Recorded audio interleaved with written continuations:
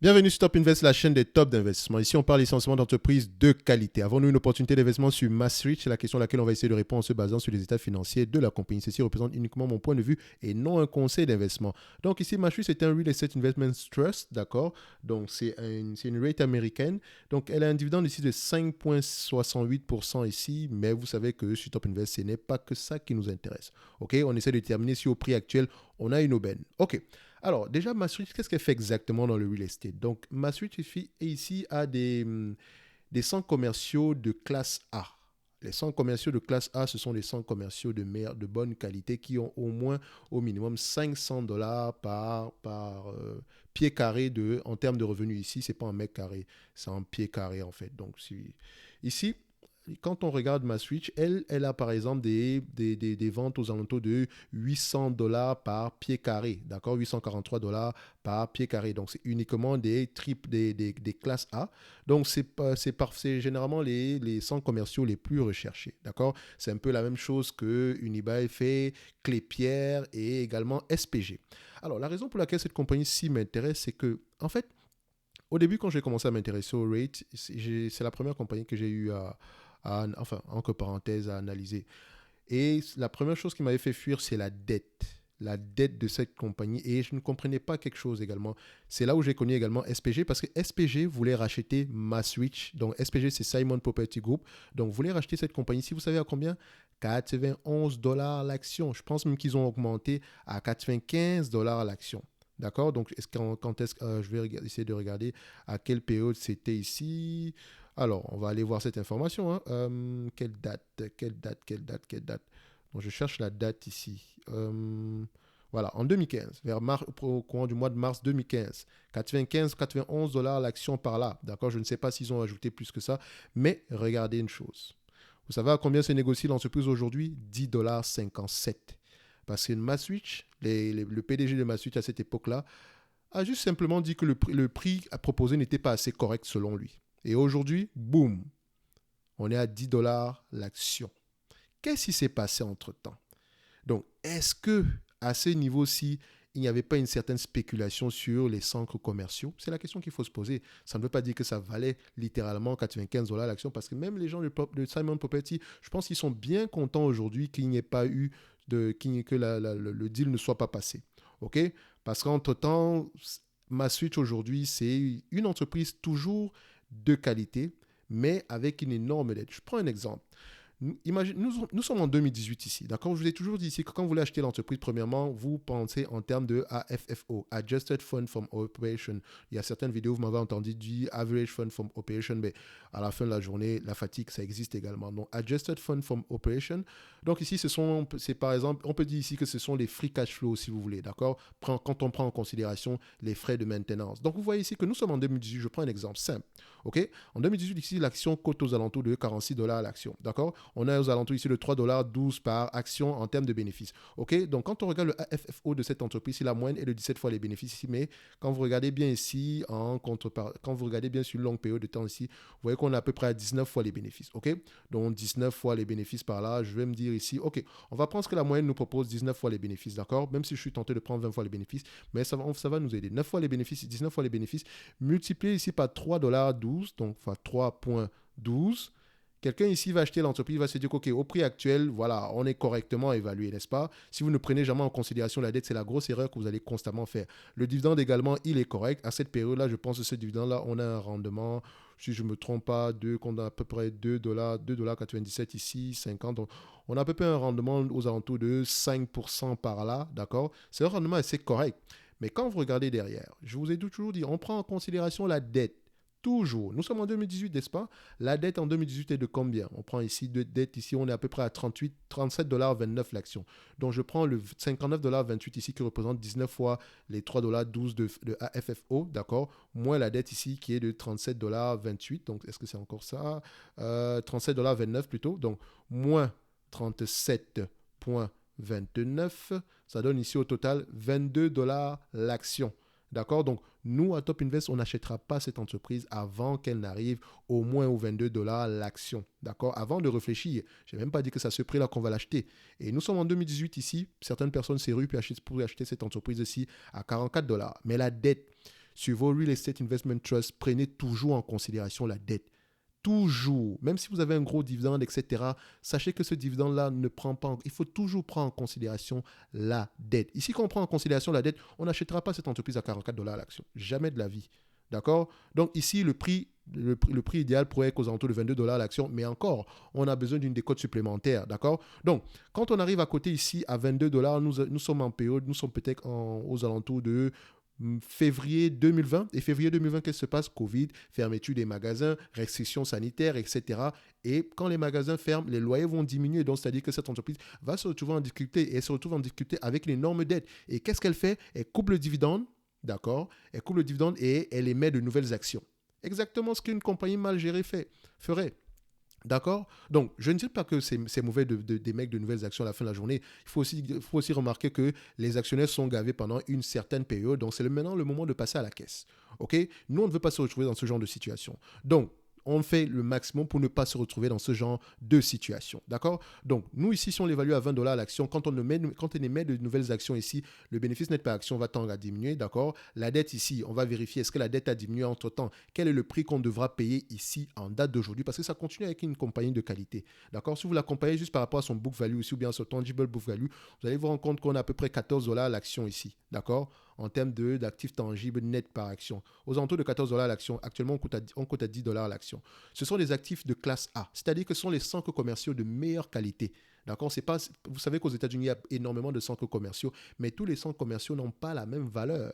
D'accord? Donc, quand on regarde ici les rapports financiers de la compagnie, on vous mentionne ici que voilà, le Covid nous a fait du mal, mais on essaie de se relever petit à petit. Le taux d'occupation commence à remonter. La moyenne est de 94,6%. Et ici, on est à peu près à 91% au premier trimestre 2022. Ils ont sorti leurs résultats dernièrement. Je pense qu'également que les infos, ça a dû changer également ici. Oui, je pense que, voilà, j'ai regardé ça vite fait ici. Je pense qu'ils ont dû, on est peut-être à 92% par là. Donc, on revient à une certaine moyenne. OK? Donc maintenant, quand on enlève la dette ici, combien est-ce qu'on devrait payer pour cette entreprise ici en date d'aujourd'hui? Vous remarquez qu'en date d'aujourd'hui, l'entreprise s'échange ici à 6 fois les AFFO, alors que la moyenne, enfin, sur les dernières années, maintenant c'est 17%, mais la moyenne est de 19% ici.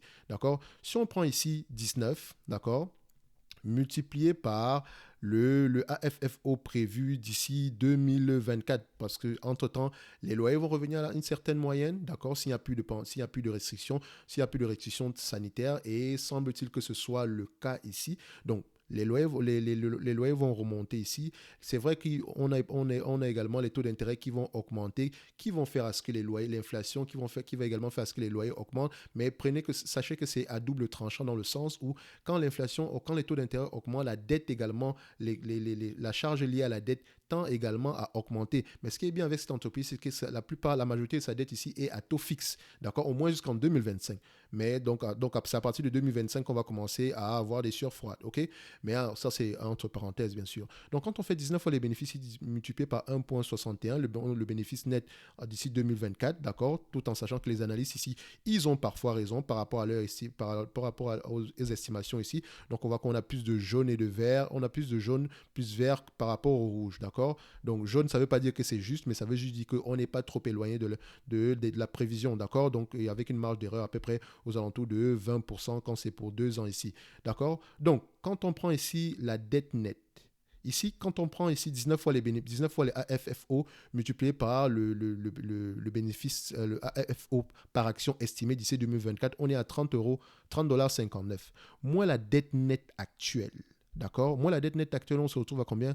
On se retrouve aux alentours, ici ça fait 20,95 $. Donc, on va mettre ici moins 20,95 $, moins 20,95, ça nous donne ici aux alentours de 9,64 $. Donc, on peut l'arrondir ici à 10 $. Donc, on se dira que l'entreprise au prix actuel est correctement évaluée. D'accord? Donc, nous, on a pris en considération la dette. Donc, elle est correctement évaluée au prix actuel. C'est-à-dire que si je l'achète ici en date d'aujourd'hui, je m'attends à ce que, oui, la valeur puisse augmenter si on rembourse de plus en plus la dette, si les bénéfices, si les loyers commencent à augmenter à nouveau. D'accord? Donc, il y a cette partie-là.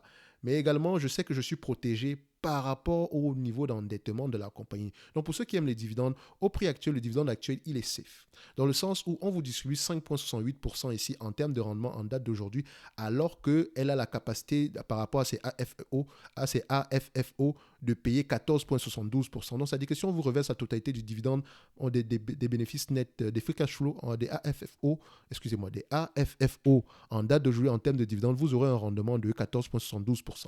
Donc, ici, ce qui représente à peu près ici aux alentours de 38-40% ici en termes de payout. D'accord? Si on regarde ici, on est à combien? On est à 38% en termes de payout ici, donc 38%, oui, 38,7% en termes de payout, d'accord? Donc, elle a la capacité de payer ce dividende-là. Elle a également la capacité de faire croître son dividende.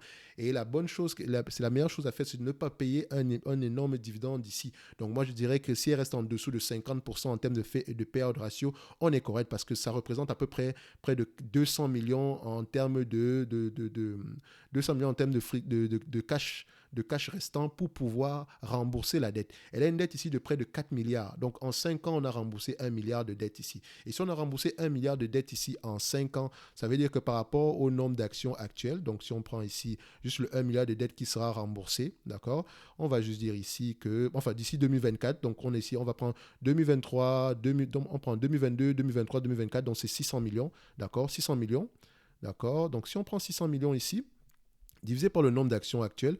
Donc, on va voir ici quel est le nombre d'actions en date d'aujourd'hui. Alors, dilute ici, on est aux alentours de 215 millions d'actions en date d'aujourd'hui. OK? Donc, si on divise ici par 215 millions, divisé par 215, on sera aux alentours, ça nous fera encore un plus 2,79$. C'est-à-dire qu'on avait évalué ici à 9,64$. Donc, plus 9,64 parce qu'il y a 200 millions qui va servir à rembourser la dette. Ça nous donne ici à peu près une valorisation aux alentours de 12,43$. Donc, si on fait 12,43$ ici divisé par 10,57, nous sommes en 2022. Donc, 2 ans ici, d'ici 2024, ça veut dire que ça fait ici un rendement cumulé sur 2 ans de 17%. Donc, ça qui revient ici à peu près à 8% par année, plus le dividende, d'accord, qui est aux alentours de 5,68% ici. Donc, plus 5 non, c'est pas ça. Plus ici, je vais le mettre à 8% ici, hein, 8,44% ici, plus 5,68, ça nous donne ici à peu près 14% de rendement. D'accord? Dividende plus croissance du prix, s'il y a croissance du prix, bien sûr. Et on restera toujours en dessous de la moyenne des AFO. Et si le marché décide de payer le AFFO moyen ici, d'accord, qui est de 15 dollars de 17 dollars, 17 fois les bénéfices, enfin 17 fois les bénéfices sur les dernières années ici, d'accord, donc en réalité, les mêmes de 19 fois les bénéfices, admettons même qu'on paye 15 seulement. Donc on fait 15 multiplié par 1,61 qui est le AFFO actuel, enfin qui est le bénéfice, le AFFO de 2024, d'accord, on sera à peu près un rendement, on sera à peu près une valorisation de 24 dollars l'action. Ça ne prend pas en considération la dette, hein, d'accord. Si on prend le AFFO prévu pour cette année qui est de 1,55$ ici, d'accord, on est à peu près ici aux alentours de combien? Donc, je mettais à 15 fois les bénéfices. On est ici aux alentours de 23 dollars l'action.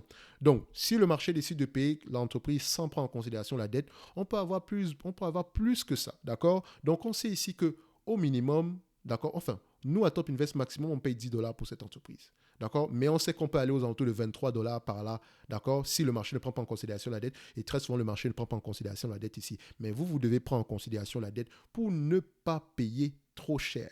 D'accord? Donc, faites attention à ce genre de compagnie. Donc, ça reste une belle entreprise qui n'est pas présentement,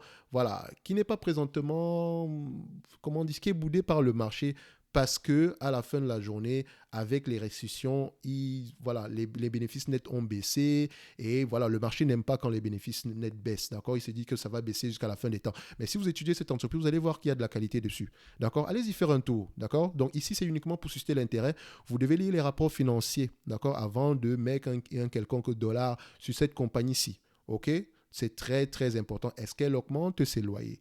Okay? Quelles sont les opportunités d'investissement? Qu'est-ce qu'elle va faire par rapport à la dette? Est-ce qu'elle pense rembourser la dette sur une période d'ici à 5 ans? Quel est le pourcentage qu'elle aimerait rembourser? Quel est le taux d'endettement moyen qu'elle aimerait avoir? D'accord? Donc, on va se limiter là, ici, aujourd'hui. Donc, allez-y creuser sur cette compagnie-ci, mais je pense qu'on a un certain potentiel ici. Donc, si on distribue la totalité des free cash flow en termes de dividendes, ici aujourd'hui, on pourrait avoir un rendement de 14,78%. C'est la raison pour laquelle je vais mettre comme titre ici 14,72% safe, de yield safe, d'accord?